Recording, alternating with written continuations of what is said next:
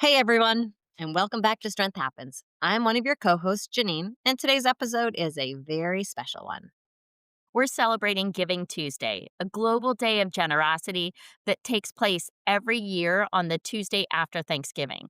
It started with a simple idea that one day could be dedicated to doing good.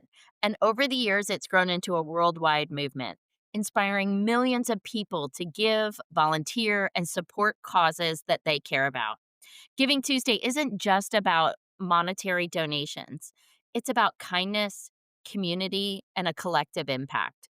Whether you give of your time, your voice, or your resources, every act of generosity counts for someone.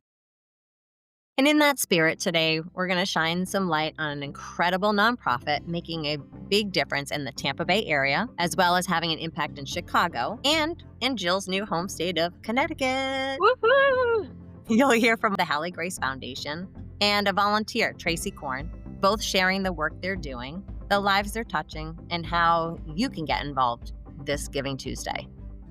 It's a little odd being on the other side of the microphone as a guest. So, whether you're listening on your commute, during your morning walk, or while wrapping up your holiday weekend, I hope these stories remind you that giving back starts right where you are. I still can't believe that it's already Thanksgiving. Okay. I know. Now to kick off our Giving Tuesday conversations. I'm very excited because today's guest isn't just anyone. She's actually someone you already know and love from right here on the show. And Dr. Jillian Heilman isn't just my co host, she's also the founder of the Halle Grace Foundation, an incredible organization that's making a real impact in the disability and medical community. So today I get to flip roles a little bit and put her in the guest chair to talk Whew. about her mission and the heart behind her work and how we can all get involved this Giving Tuesday. You ready to switch sides, Jill? No, I'm not. I'm a little nervous today. And I'm so glad that you're willing to feature our foundation and the work we're doing. It should be our first since it does support the podcast. Let's start off by introducing your nonprofit. What's your mission and how did it begin? The Halle Grace Foundation really honors the enduring legacy of my oldest daughter, Halle Grace, who passed away in 2015. And after her death, we wanted to do something that we could allow her name to continue.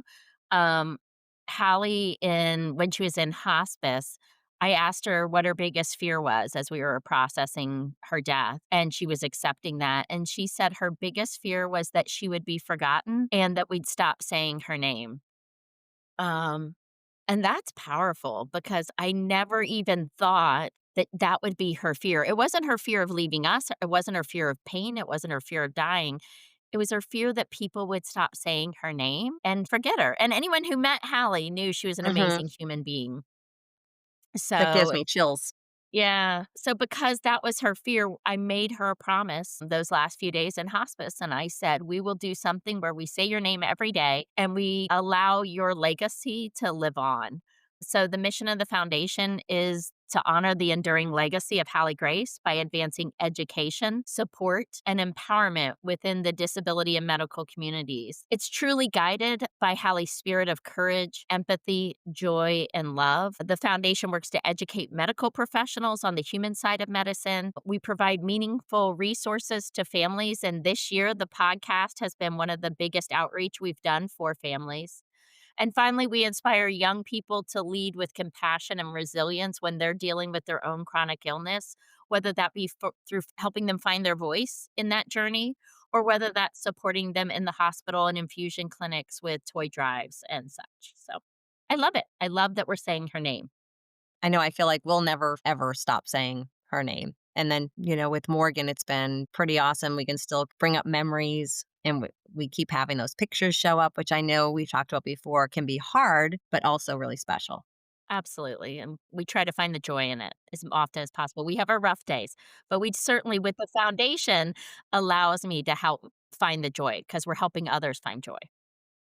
And I know you probably kind of tipped on this a little bit, as I know the foundation's deeply personal for you. And you gave us a little bit of a picture of what inspired you to create the Halle Grace Foundation. But any other things that you could say why you chose the mission that you chose? Yeah, absolutely. So when Hallie was a year out from her passing, so I think she knew she was dying before we did. And she was sitting on the couch one day typing in her phone. And I was like, "What are you working on, kiddo?" And she said, "I'm creating a bucket list for my life." And I had her bucket list in my phone. And her bucket list was to go to high school because it was right before her freshman year, to go to a football game and stand in the student section the whole Mhm. time, to meet Taylor Swift and Kelly Clarkson and Sam Smith. Those were her 3 favorite artists. I think Shake All It good Off was. ones. Yeah, yeah, absolutely. I think Shake It Mm. Off came that last year of her life, so she was always singing and dancing when we could. And she had many other things, go to California, see the redwood trees, travel Europe, and while we couldn't fulfill all those in all the ways, and one of them was to be a history teacher. She was able to accomplish some things on her wish list. We couldn't go get a expedited passport fast enough when her health deteriorated, but we took her to Epcot and we took her around the world, so she got to travel the That was world. creative. Yeah, we took her to Soarin' at Epcot where you could travel California, so she got to see the redwoods through that. She read 5 classics. One of them was To Kiss a Boy, and that still breaks my heart that I think for a young teenage girl, those are the dreams you have, and, Mhm. but she passed that one down to Neely, and Neely fulfilled that many times over for her. Um, but it was our job to continue that bucket list for her. And every time we share her story, every time we do something in her name and in the foundation name, every time we record a Mhm. podcast, we're allowing her story to be heard in some way or another. And in turn, people are learning through the lessons she had in life, the lessons we learned as parents in life. And she's becoming a history teacher, even though she's not on this earth. So for me, I feel like I'm fulfilling her bucket list by allowing her history to not be in vain, her pain to have meaning, her struggles to have life, even beyond her life. So it's very meaningful for us to have the Halle Grace Foundation with her name on it. I think a lot of those would have been very tough, and I think the creativity that you used behind some of those things to make those come to fruition is pretty cool. Thank you. We're super proud of the work we've been doing the past 10 years and the work we continue to do. So we're a small little foundation, but we're making big steps. Leads perfectly into the heart of your work. What needs did you see in the community that you wanted to meet through the foundation? So, when Hallie was first diagnosed and we began to interact with the medical community, she was diagnosed at 3 months old. Nobody wanted to test her chromosomes. It was something I asked because my mom instinct, my gut told me something else was wrong. And I begged someone to test her, and they finally did. And she had a rare chromosome deletion called 18q deletion. And as soon as they had a diagnosis, doctors started to see the worst in everything. They read the textbooks and they Mm. said, "This is what her life's going to be like." But I said, "But she's smiling, but she's rolling over." "Oh, that's happy baby syndrome." And they started seeing what she couldn't do rather than what she could do. And we found that there were a lot of medical professionals who did not treat Hallie, or in later years, my other kiddos, with the dignity, with pure kindness, with empathy, and just respect that they deserve as human beings. They were looking at their diagnosis. They weren't looking at their name. They weren't looking at Hallie. They weren't In the looking at whole Neely. picture. Yeah, they weren't looking at us as human beings. Yeah. Don't get me wrong, we've had amazing medical professionals in Mhm. our lives, and those pediatricians and those specialists who were impactful for us. Dr. Tappan is family to us, even though we've moved away. Nurse Carlos, phenomenal. Dr. Sleesman, like there's Dr. Weinset, Dr. Gunderman, all these amazing people that we created for our medical community. But there really were doctors that I didn't know until Dr. Shaw, one of our early pediatricians, said, I came in crying and said, "This GI doctor said awful things about Hallie and was not kind to me and belittled me. And I don't know." And he goes, "We fire them." I go, "I can't do that." Like, I'm a people Yeah. pleaser. I never had to fire anyone. And he's like, "I take care of you." And he helped us find Dr. Weinset, who was an amazing GI for Mhm. Hallie.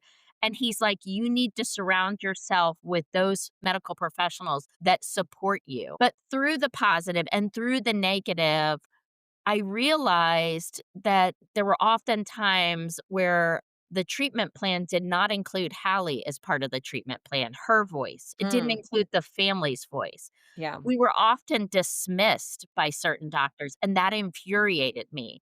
And it gave me the drive to go back to school when my kids were still young. I think B was 4 months old, Neely was 3, and Hallie was 6. I started a doctoral program in rehab sciences where I was able to study that human side of medicine, that psychosocial Mhm, side of medicine. And my kids gave me that passion in life to find what was the next step for me, but not just for me, it's what led me to starting this foundation. With a doctorate in rehab sciences and also as a certified rehabilitation counselor, I began to work with the medical community and I started educating pre-professionals who were going into medicine, whether it be PT, OT, speech. And I taught them and worked with them on how to better communicate with the child as the patient, how to better communicate with the families. I was allowed the opportunity to speak to over 3,000 medical professionals going through the University of Florida. And after Hallie died, I took that passion that I loved educating others mhm, and I made it part of what Hallie's legacy was. All she taught me, all she brought to this world, she wanted others to see, I brought on a bigger scale through this foundation. And that's really was the start of the foundation, educating medical professionals and community members on the psychological, social, emotional, spiritual, financial impact disability can have on not just the individual, but the family. And as I said, over the past 10 years, we've really shared her story with more than 3 to 5,000 pre-professionals entering the healthcare field. In addition, over the past 10 years, we've been able to have toy drives for children and collect probably I think it's well over 5 to 10,000 toys, to benefit children in the hospital to bring joy to them because the toy cart was such a big deal for Hallie and all my mhm. kids in the hospital or in an infusion clinic, because it took away the medical aspect and it brought joy back into a child's life. They just wanna play. And so even though they're in the hospital, we gave them the opportunity to play. So that was another need we met for our community through this foundation is really meeting the needs of children right where they are, bringing that joy to a difficult situation. If we can help normalize the abnormal, kids shouldn't be in infusion clinics getting nauseous with medications for 8, 10 hours a day. Kids shouldn't be sitting in hospitals for several days at a time getting treatment. But if we can help give them a piece of their childhood back, we're keeping Hallie's legacy alive.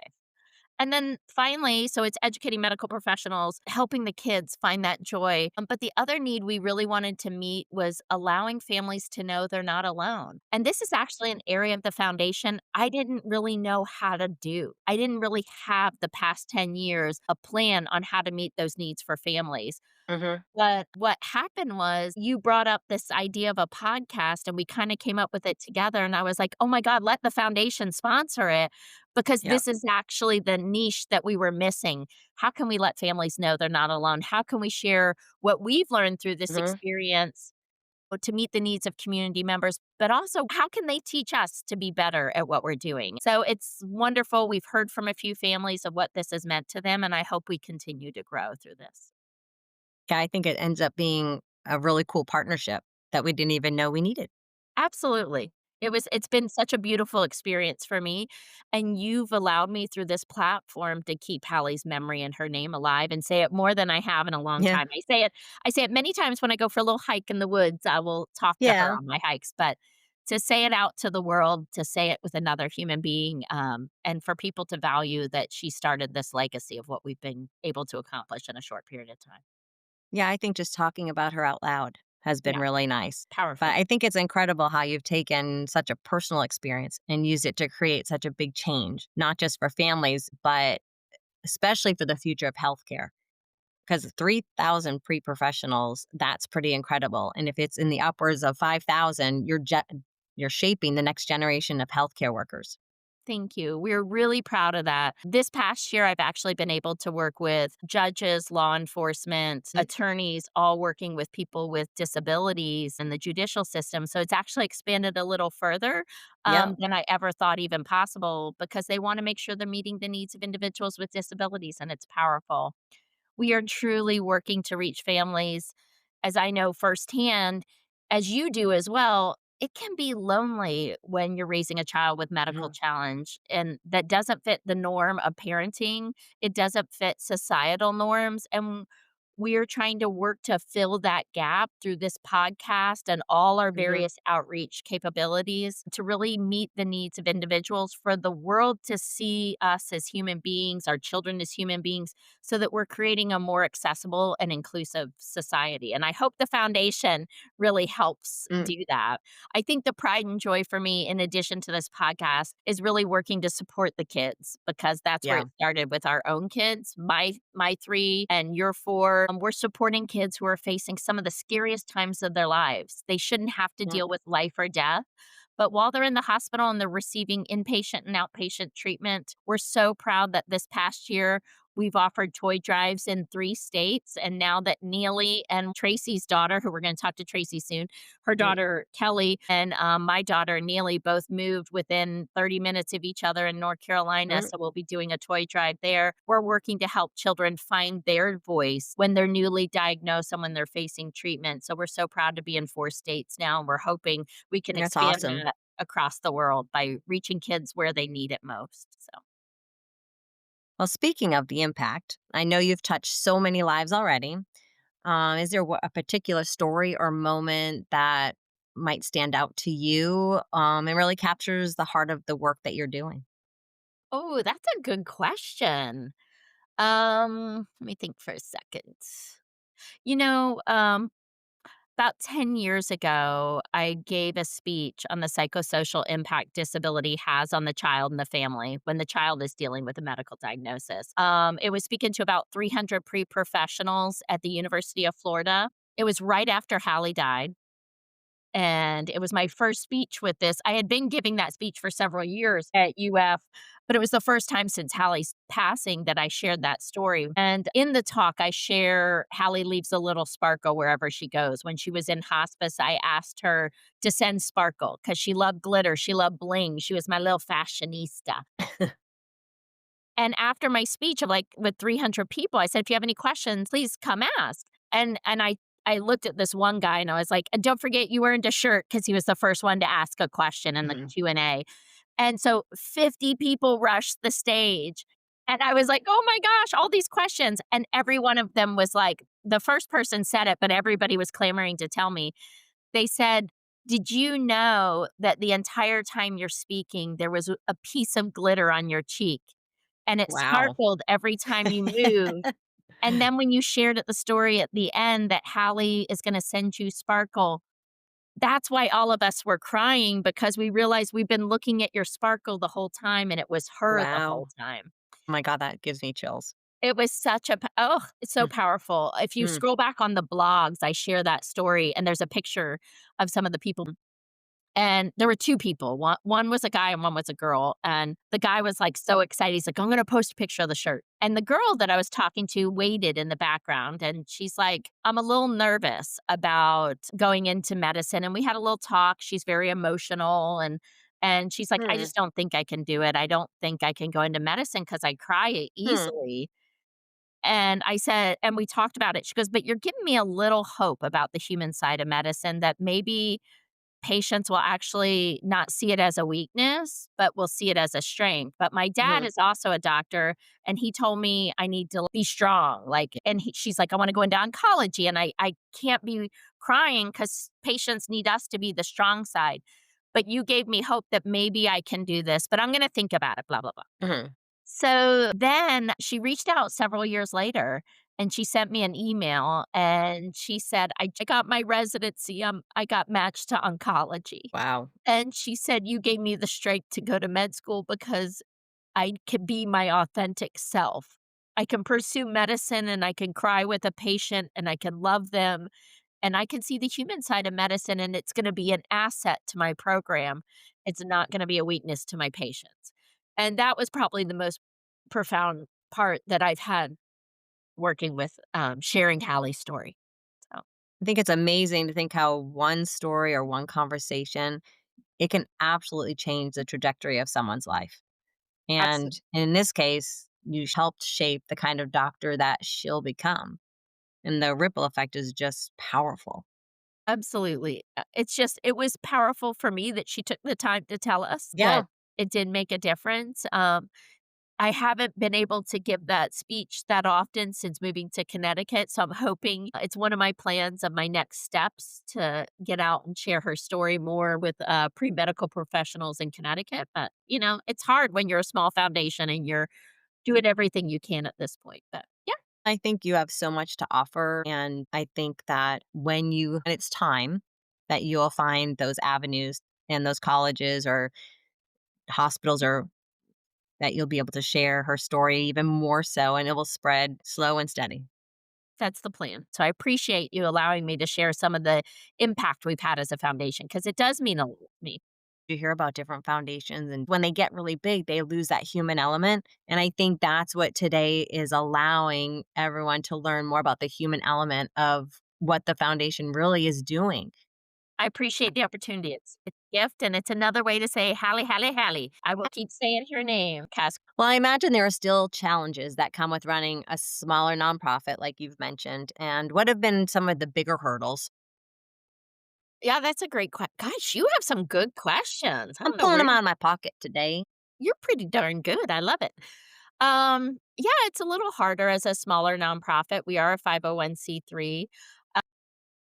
So I think getting the word out and I have to get past my own insecurities. I don't like asking people for things, but Yeah. you have to when you want to make a difference, and it's for Hallie, it's not for us, it's for the kids in the hospital, it's for the families, and so whether it's financial donations, toy donations, you name it, I have to get the word out to other people that we are in need of these things. Smaller nonprofits can really get lost when you see all these huge Mhm. organizations making such an impact on such a large scale and it's intimidating a little bit for Oh, me. yeah. But, numbers don't matter. If we can reach one family, one pre-professional, one child, then the work we're doing is worth it. I would love this podcast to get out to Mhm. hundreds of people. But if Yeah. we get, 20 people that are listening each week, I'm happy with that because there's someone who needed to hear that message and hopefully Mhm. it'll get out there. But I think just getting the word out is the biggest struggle we have as a smaller nonprofit. I completely get that. You ask and people show up every year over and over and over to get those toys to you. So I think that people love what you're doing and that they want to help support and give the sparkle like you do. Thank you. I appreciate it. And that brings us to Giving Tuesday. It's such an important day for organizations like yours. How do you think it fits into your outreach and your fundraising or toy drive goals this year? Yeah, that's a great question. Yeah, Janine's just full of these Boom, great boom. questions. You're hitting me everywhere. I would say this day could make a significant impact for our small foundation. Any donation that is given will go straight back into the communities we serve, whether it be the Tampa Bay area, the state of Connecticut, because we're about the size of the Tampa Bay area, or we have people in Wisconsin and Chicago and North Carolina. So any donation given will really help us spread our wings to be able to reach more children and more families. I would really love to grow our Sparkle Bag campaign, and Hallie's big thing, as I said earlier, when she Yeah. passed, was she was gonna leave a little sparkle wherever she Mhm. goes. So we have bags made with the Halle Grace logo, and we call them Sparkle Bags, and then local volunteers help fill those bags with us. We just had a group of women from, the Tampa Bay area who were Hallie's teachers in elementary school, Miss Baker and Miss Cohen, and they would fill every November 24 Sparkle Bags, and in it, they'd put books and toys and stickers and things for kids in an infusion clinic Mhm. and then we donate it to St. Joseph's Children's Hospital in Tampa, and those bags go directly to kids getting infusion treatments, so they have something to keep them busy during an 8-hour treatment, and, this year, Hallie's SLD teacher passed away, and Ms. Cohen was the one who spearheaded the Sparkle Bag campaign with that group of women, so they wanted to continue to honor Hallie's legacy, but Wow. also honor Debbie Cohen. And so they filled sparkle bags, and we supply the bags themselves. Local organizations may purchase the stuff to go in some bags, Mhm. but we'd like to grow that campaign and be able to purchase more bags, be able to support filling those bags to help those kids in the hospital. So any donation would help us grow that campaign. With the sparkle bags, do you provide lists of things you would like to have in them so that they're consistent through wherever you deliver? So I work with the agency that wants to fill the bags, and then we take our time to really investigate and talk to the child life specialists at each of the hospitals. But typically, we will have a list for books, coloring books, new set of crayons, a stuffed animal, typically a squishmallow, because those are pretty cool. We'll do stickers, small toy, whether it be a matchbox car or a Mhm. doll, a craft. Play-Doh. So there's several items. There's usually 7 to 10 items in a bag, so we really do fill it up. And then, we try to get all ages. So the preschool and baby bags may be less because it may be just baby toys or things like that. But we also do teen bags. We'll do a journal, a pen, Uno cards, something that can keep you busy. So we have a lot of fun with finding the different age groups. And we hope donations from this can also help me get back into colleges to work with those pre-health professionals, but to be able to supply some resources for those college students. We will purchase shirts to hand out to get them engaged, and we have Halle Grace bands that we wear every day that we hand out to anyone who hears their story, so that they're wearing that when they're in clinicals and they remember Halle Grace and her Mhm. story just as much as they're going to remember the patients that they're going to come back in contact with. I love that vision. Growing the Sparkle Bag campaign and re-engaging with students sounds like a really meaningful way to continue Hallie's legacy and expand your reach to the different communities. Thank you. We're so excited for it. Well, for listeners, what are some specific ways they can get involved or support your mission this Giving Tuesday? So we do a toy drive twice a year. Our main toy drive is June 2nd. It's the Halle Grace Foundation toy drive. It's Halle's birthday. So we celebrate the day Halle came into this world by helping others. We Mhm. wanted it to continue to be a day where we celebrate, we party, we have joy. In my mind, I would love June 2nd to be the Halle Grace Foundation toy drive in all 50 states, or in That would be different countries amazing. or whatever it Mhm. could be. So listeners can donate to one of our chapter toy drives in the spring. We usually start April, May, or they can start a toy drive in their local region on behalf of the Halle Grace Foundation. We ask that you reach out to us so we can know that you're doing it, and we'll start say we have another branch of the Halle Mhm. Grace Foundation toy drive. And then we also do a smaller toy drive at Christmas for whenever we get donations coming in. So anyone can contribute a monetary donation. We're the HalleGraceFoundation.org is our website, as well as our Venmo account. We have a PayPal account on our website. We also have an address where you can send a check to. So you can donate money directly to us, and we will do the shopping for you.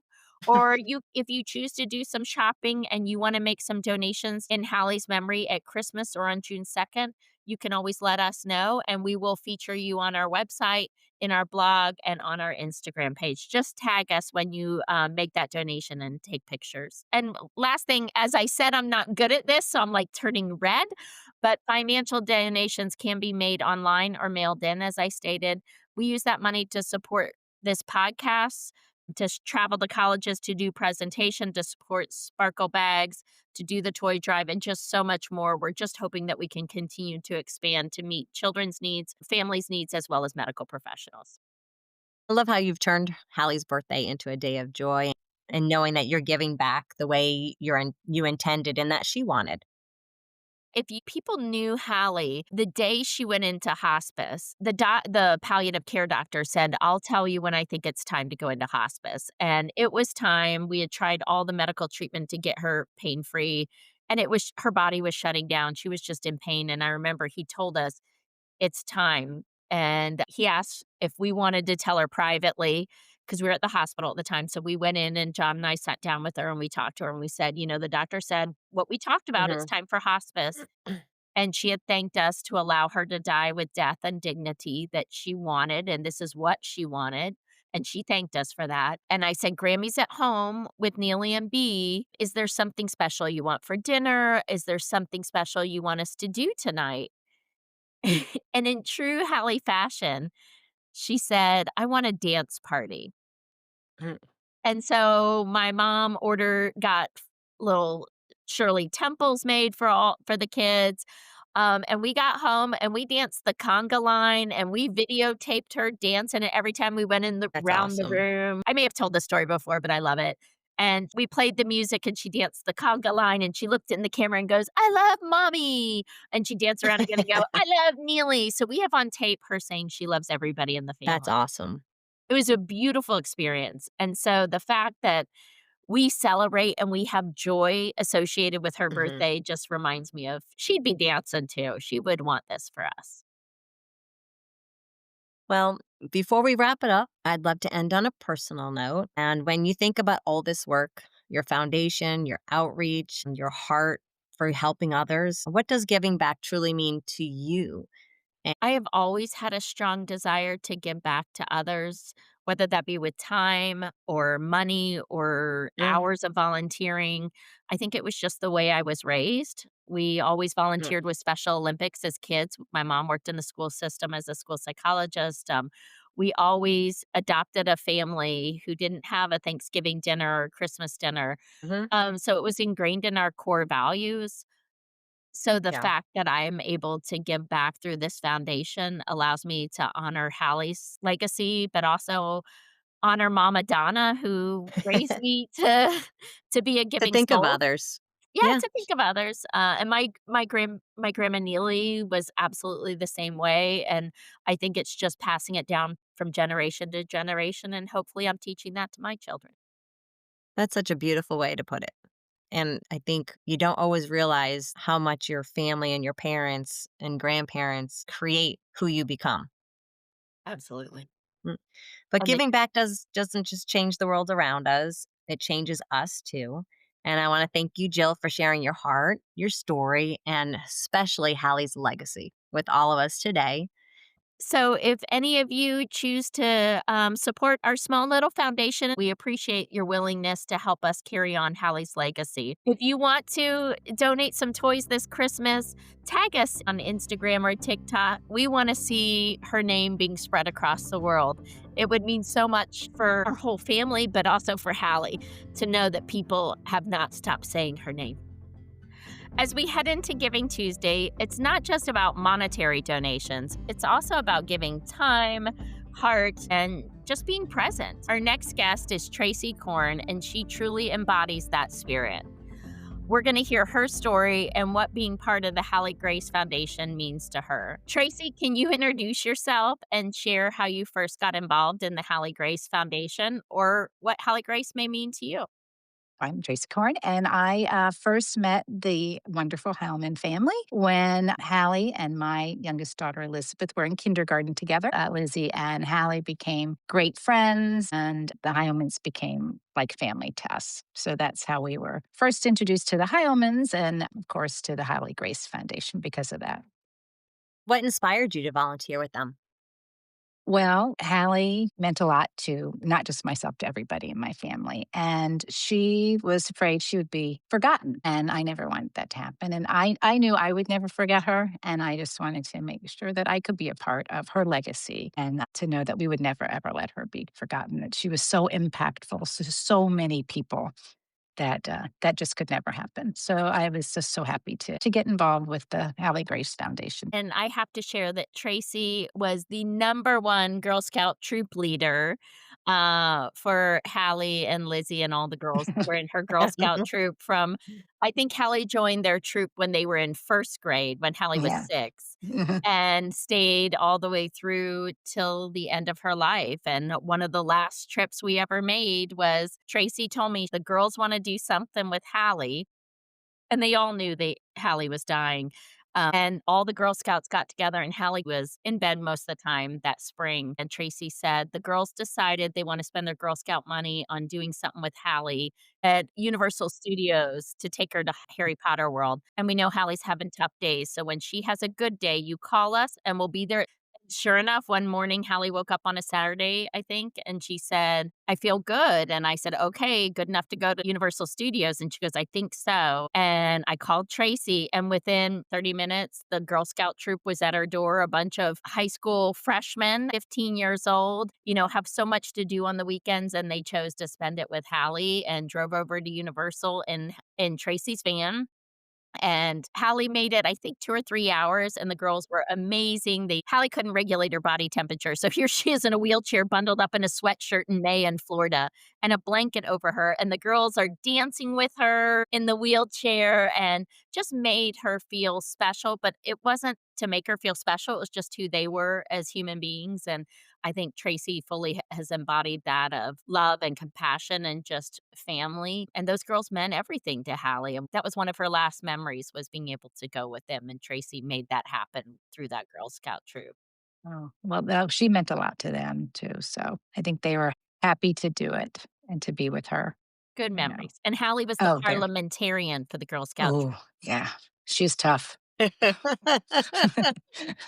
She's tough. She kept them on their track, didn't Yeah, she? that's right. Especially when cell phones got introduced and just, No, what we did had to she put do the with cell kibosh on the cell phones. You had to Oh, put those did she away. really? Had to put those phones away, and they had started to get into boys and, she's like, "Yep, boys are for later. This is troop time." Yeah, she was tough. She was a I good didn't one. know she was that I knew she was tough, She's but I didn't bossy. She is very she she she found was her voice with that girl. she yes. Oh, yes, she did, for sure. Is there a moment that really stuck with you about a person through the volunteer work through the Halle Grace Foundation? I was just thinking about that, and it just kind of speaks to her wide-ranging impact that there was another teacher at our elementary school, Debbie Cohen, who had battled cancer for 25 years at least. And Hallie had such an impact on Debbie that even though Debbie had her tremendous struggles, she wanted to keep Hallie memory alive. And she started these things called sparkle bags where it was Hallie's favorite color and this little teal color, and they were sparkly, and they would put things in, and they would bring them to the children's hospital. Debbie sadly just passed away just a few months ago, but her teacher friends are continuing it in her honor. So it's just so wide ranging that when I think about how Hallie impacted people, and even my husband, doesn't talk about feelings or anything, but he has a Hallie band on something on his desk, and he talks about her often and just mentions things about her. Now, what do you think makes the Halle Grace Foundation special or different from other ones that you might be involved in or know about? Well, because they have a couple different missions, right? One is, of course, the toy drives, which are very important. They do spread a lot of joy to those kids, and it does keep Hallie's name alive. But I think the other part is the advocacy that Jill, when she goes and speaks to medical students, doctors, it's Mhm. important to know that these kids or patients in general, Hallie didn't like to be talked about; she liked to be talked to.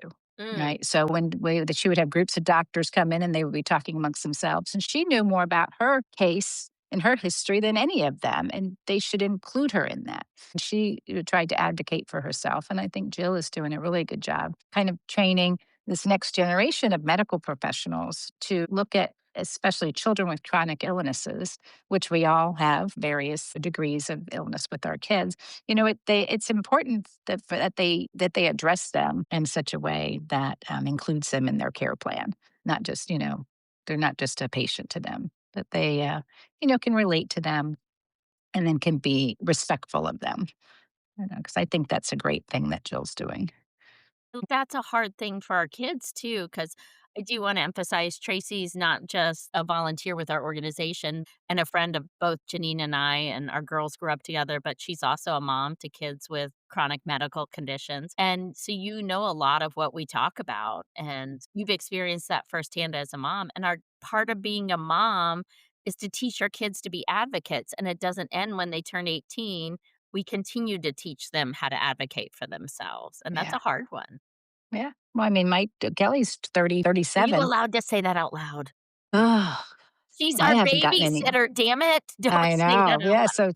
But she's very good at advocating now for herself. And the younger one, she's still trying, but she'll get there too. So, Uh, um, Tracy, you are such an important part of all of our lives, and you've helped raise my children through Girl Scouts and through our kids being friends. What advice would you give to someone who's thinking about giving back on this Giving Tuesday, whether it be through volunteer or whatever? How would you help them get started as a volunteer? I always tell people that we will take your time, your talent, or your treasure, right? Mm, Because not everybody can do everything, and not everybody has unlimited resources of any of those things. So if you think, well, I can't give a lot, I can't do a lot. But if you have $5, you can go to Five Below and buy a doll for $5, and absolutely. that one doll to that one child It's means the world, huge. right? Huge. And if you can't do money, you can't do time, but you're good at creating things. You can create, some posts for us, or you can create things that give us ideas for marketing and things like that. Or your time. If you're working and very busy, Mhm. but if you share a post on social media and other people share it, your reach is far. So I think a lot of people don't do anything because they don't feel they can do enough. But really, something is better than nothing. And it really, like I said, that one toy to the one child makes a huge difference. So I think people sell themselves short a lot of the time. So I think they undervalue what they have to offer because nothing is too small to give. I think that's beautiful what you just said. And Janine and I were talking earlier about having a small nonprofit, a small foundation. One of the hardest things is just getting the word out. So even if you can't donate financially, just being able to share our post or to share our organization or to listen to a podcast, getting that word out is one of the things that means so much to some of these small foundations and small organizations that are out there. Yeah, really, just nothing is too small to bring awareness or joy or happiness to anything that you care about, no matter what Absolutely. it is. Absolutely. Thank you. All right. So for our last big question, and then we do have a few more things we want to talk about, but I know you know Mama Donna. Yeah, the We best. love to bring up Mama Donna on Oh, on she's our the She's our best. number podcast. one fan. So She's af the best. so Okay. but I know since I've moved out of the state, the last toy drive, you had Mama Donna over. Are there any good memories of some of the toy drive, toy collections that you've kinda worked on your end that you would love to share? Love that we get to still see your mom, even though you moved away, because I feel like she belongs to all of us, and it's not fair if you try and keep her for yourself. She So, loves you. oh, we love her. No, she just brings a certain little sense about her when sorting all the toys and stuff, and she's just so practical.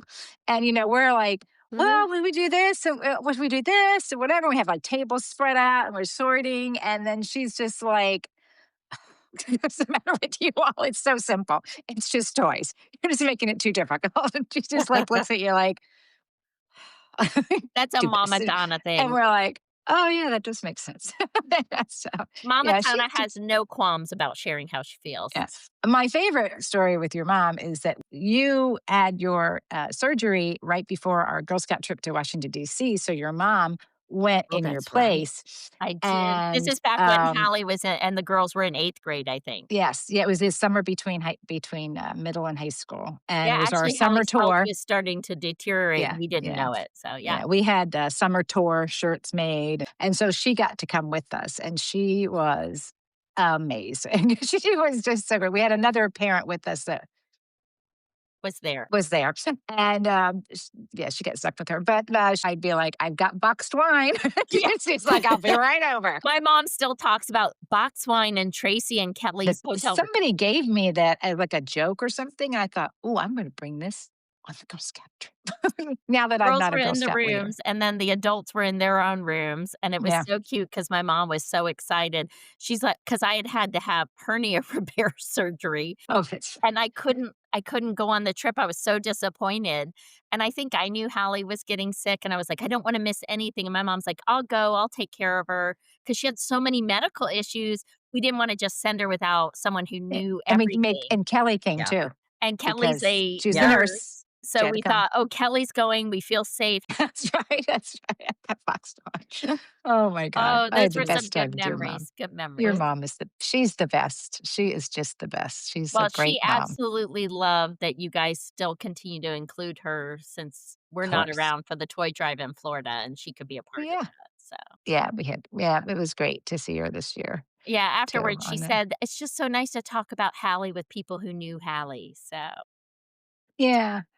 Yeah. And we That's appreciate for you, sure. Tracy. Just thank you so much. Thank It's you. been inspiring to hear a little bit of your story and how you knew our foundation. It's also a reminder that giving back can take different forms. It's not always about huge gestures or monetary donations, but it's just showing up, uh, as you said, with your heart, your time, your talents. And that got us thinking about Giving Tuesday. It's not just about supporting organizations globally, it's also about causes that means something to us. And, the Halle Grace Foundation means something to all of us. Sure does. So, before we wrap up today's episode, we want to take a moment to share a few other organizations that may be personally meaningful to all of us. And I think Giving Tuesday is all about generosity in every form. And a part of that is highlighting these causes that may speak to one of us more than the other. So, I think I'll start. Yeah, and I only went first because thought you might take this one, and it's the only other one that I'm involved with, so I claimed it. See, we throw you under the bus. I support the Arthritis Foundation because for our family, they were there from the very beginning of Morgan's journey. When she was first diagnosed, we felt really overwhelmed and unsure of what came next. And the Arthritis Foundation became a lifeline. They connected us with doctors and gave us access to family weekends at Camp Boggy Creek and opened the door to yearly juvenile arthritis conferences where we were able to meet other families walking a similar path. And we felt seen, supported, and not alone because Morgan was 3 years old. And they helped also create space for my other kids, Morgan's siblings, to learn more about her arthritis in a way that made them understand all her challenges, and they were able to help support with empathy. And I think, other than the resources, they gave us a community, hope, and a sense of a belonging.